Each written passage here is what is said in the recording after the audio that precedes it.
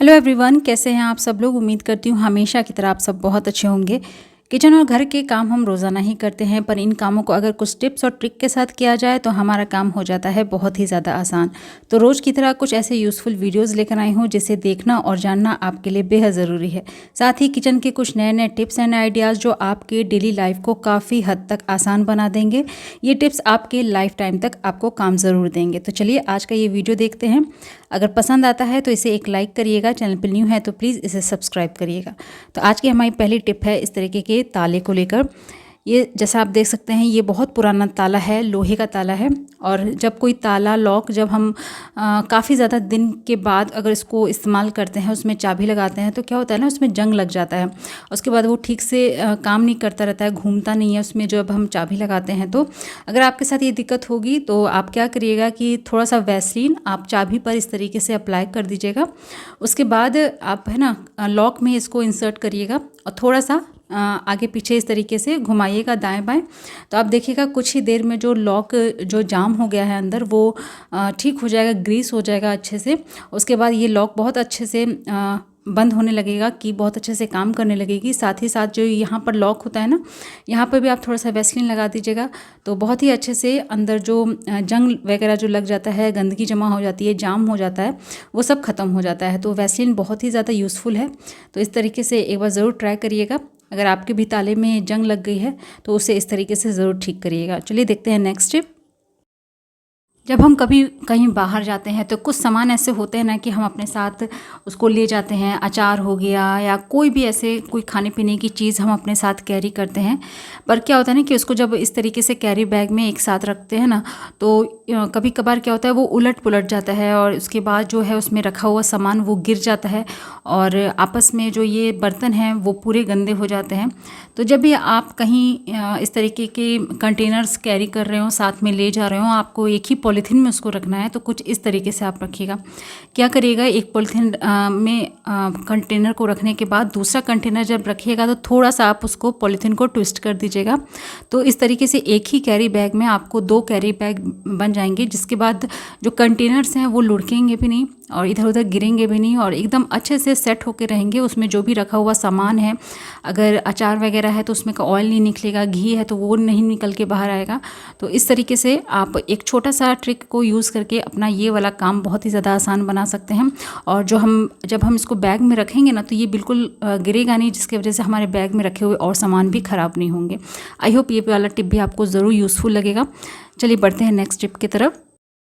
जब हम कई सारे बेडशीट एक साथ वॉश करते हैं, उसको तह लगाकर अलमीरा में रख देते हैं, तो कई बार ऐसा होता है नेक्स्ट टाइम जब हम उसको निकालते हैं बेड पर लगाने के लिए तो क्या होता है ना कि एक उसका पिलो कवर कभी मिलता है, कभी मतलब मिक्स हो जाता है। अगर हम एक साथ सारे जो हैं बेडशीट वगैरह पिलो कवर सब एक साथ रखते हैं तो इसके लिए एक छोटा सा टिप बता रही हूँ, जिसको अगर आप फॉलो करते हैं ना तो अगर आपके साथ ये प्रॉब्लम होती है तो कभी नहीं होगी।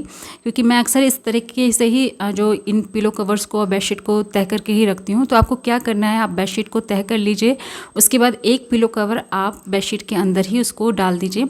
उसके बाद ये जो दूसरा पिलो कवर है ना उसके अंदर आप बेडशीट और जो हमने एक पिलो कवर उसके अंदर सेट किया है वो इस तरीके से पिलो कवर के अंदर आप सेट कर दीजिए। तो यहाँ पर हमारा जो तीनों सेट है ना बेडशीट और दोनों पिलो कवर के, वो एक साथ ही रहेंगे, एडजस्ट रहेंगे, अच्छे से ऑर्गेनाइज रहेंगे। आपको जब भी कोई बेडशीट अगर निकाल कर उसको बेड पर लगाना है तो आप इजीली निकाल पाएंगे और आपको अलग से कोई ढूंढने की ज़रूरत नहीं पड़ेगी कि इसका एक पिलो कवर कहाँ पर है। तो उम्मीद करती हूँ ये छोटा सा टिप आपको ज़रूर काम आएगा। हम जो लेडीज़ होती हैं उनके डेली लाइफ में ये छोटे छोटे टिप्स बहुत ही ज़्यादा काम आते हैं। तो ज़रूर इसको अप्लाई करिएगा अपने डेली लाइफ में। आई होप ये वाला टिप आपको ज़रूर यूज़फुल लगा होगा। तो चलिए देखते हैं नेक्स्ट टिप।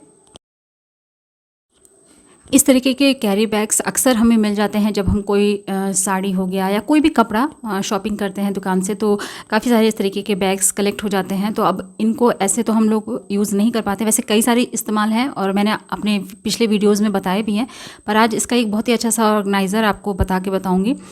तो आपको क्या करना है, या तो आप चाहे तो इसकी जो डोरी है ना जो उसको हैंग करते हैं वो आप कट कर लीजिए, या फिर इसको ऐसे ही आप इस तरीके से कुछ फोल्ड करते जाइए। तो ये हमारा बहुत ही अच्छा सा सिंपल सा एक ऑर्गेनाइज़र बन के तैयार हो जाएगा। तो यहाँ पर कुछ इस तरीके से आप इसको फोल्ड करके आपका जो सेट है वो बन जाएगा। उसके बाद जो नीचे का जो बेस है ना वो थोड़ा सा लूज़ है, तो उसको सेट करने के लिए, हार्ड बनाने के लिए इस तरह का कोई भी कार्डबोर्ड ले लीजिए। तो ये सेलिब्रेशन का एक डिब्बा था, तो वो मैंने रखा हुआ था, तो उसी को नीचे इस तरीके से कट करके उसके साइज़ का सेट कर देती हूँ। अगर आपके पास कोई कार्डबोर्ड है तो वो आप ले लीजिए, या फिर अगर आपके पास पुराना कोई चॉपिंग बोर्ड है जिसको आप इस्तेमाल नहीं करते हैं, आप वो भी ले सकते हैं। उसके बाद ये हमारा एक बहुत ही अच्छा सा ऑर्गेनाइज़र बन के तैयार हो गया। अब हम इसको इस्तेमाल कैसे करेंगे, चलिए वो भी आपको बताती हूँ। वैसे कई तरीक़ों से, मल्टी तरीक़ों से इसको इस्तेमाल कर सकते हैं। आप चाहे तो इसमें अपने छोटे छोटे कपड़े एडजस्ट करके रख सकते हैं, या फिर अपने बच्चों के स्टडी टेबल के पास इसको अगर आप रख देते हैं तो उनकी जो आर्ट वाले चीज़ें हैं या फिर पढ़ाई से रिलेटेड कोई चीज़ है, बुक्स वगैरह है, उनको ऑर्गेनाइज़ करके रख सकते हैं। तो यहाँ पर जैसे मेरी बेटी पेंटिंग वगैरह करती है तो उसके जितने भी टूल्स हैं वो सारे इसमें इस तरीके से एडजस्ट करके मैंने रख दिया है। तो ये सब सेट एक तरफ हो गया है और एक साथ एडजस्ट हो गया है।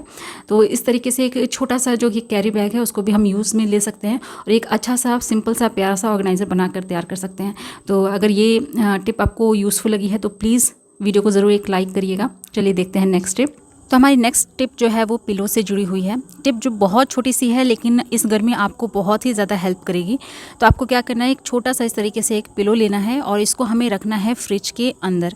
10 से 15 मिनट के लिए आप फ्रिज में इसको इस तरीके से रख दीजिए, और जब ये अच्छे से ठंडा हो जाए, इसमें पूरा जो पिलो है वो अंदर तक जब ठंडा हो जाए ना, तो इसको क्या करना है, आपको निकाल लेना है।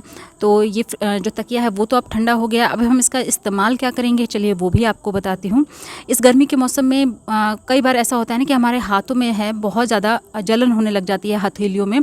कितना भी हम कुछ भी करते हैं, पाउडर लगा लेते हैं, कितने लोग कि थोड़ी सी ठंडक मिल जाए, बेचैनी होने लग जाती है जब उस तरीके की बॉडी में जब गर्माहट होने लगती है, या फिर पैरों के तलवों में भी कई बार होता है कि बहुत ज़्यादा जो है जलन होने लगती है। तो उस टाइम ये पिलो लेकर आप अपने पैरों के तलवों के नीचे रखिए, अपने हथेलियों के नीचे रखिए, तो आपको बहुत ही ज़्यादा आराम मिलेगा।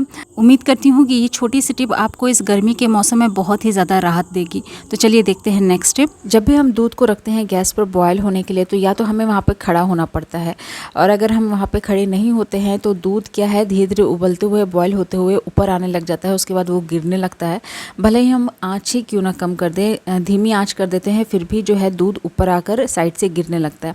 तो उस टाइम आप क्या करिए, एक चिमटा लेकर ऊपर इस तरीके से जिस भी पतीले में आप बॉयल कर रहे हैं रख दीजिए। तो दूध जब भी बॉयल होकर ऊपर आएगा ना, तो ये चिमटे से टकराकर वो वापस चला जाएगा, बर्तन से बिल्कुल भी बाहर नहीं निकलेगा। उसके बाद आपको जितना देर तक दूध को बॉयल करना है, आप उतनी देर तक दूध को बॉयल कर सकते हैं। जितनी बार भी दूध है ना बॉयल होते हुए ऊपर आएगा, वो वापस फिर से इस तरीके से नीचे चला जाएगा। तो आप अपने दूध में अच्छी सी मलाई बना सकते हैं, काफ़ी टाइम तक इसको बॉयल करके अच्छे से इसको पका सकते हैं। तो ये भी छोटी सी टिप है लेकिन डेली हमारे काम आने वाली टिप है, तो ज़रूर ट्राई करिएगा। आई होप ये वाला टिप भी आपको ज़रूर यूज़फुल लगा होगा। तो दोस्तों ये थे कुछ आज के यूज़फुल टिप्स एंड ट्रिक्स। उम्मीद करती हूँ आज का ये वीडियो आपको ज़रूर पसंद आया होगा। वीडियो अच्छा लगा है तो प्लीज़ इसे एक लाइक करिएगा, चैनल पे न्यू है तो सब्सक्राइब करिएगा। मिलती हूँ कर फिर ऐसे ही एक नए वीडियो के साथ, तब तक के लिए अपना ख्याल रखिएगा। Good bye.